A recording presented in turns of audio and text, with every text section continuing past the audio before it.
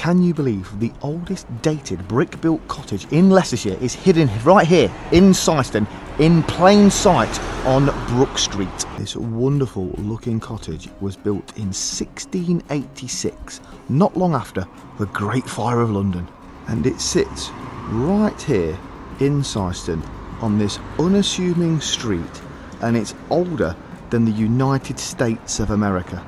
That carved stone there, 1686, that tells us the year it was originally built and makes it the oldest dated brick-built cottage in the whole of the county. And when these bricks were laid, Charles II had only just died and James II was on the throne. Shakespeare was the Netflix of the day. And those alternating dark and red bricks, that is classic 17th century Flemish bond, the fancy wallpaper of its day. If we now look at the architecture of the building, it was probably thatched originally and has had the roof replaced at some point.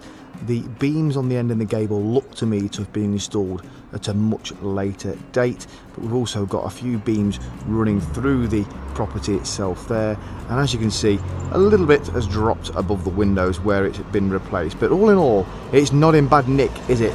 For what, 400-year-old nearly? Now technically older buildings do exist in Leicestershire. We're thinking medieval churches, old timber halls and things like that, but that date stone, look, there's one there as well on the front of the property, that makes it officially the oldest dated brick built cottage in the county. Imagine the lives that have lived here through the Industrial Revolution, 2 world wars and over 330 years of Sunday roasts. So next time you're in Syston, have a slow wander down Brook Street, blink and you might miss it. But number 3 Brook Street isn't going anywhere fast.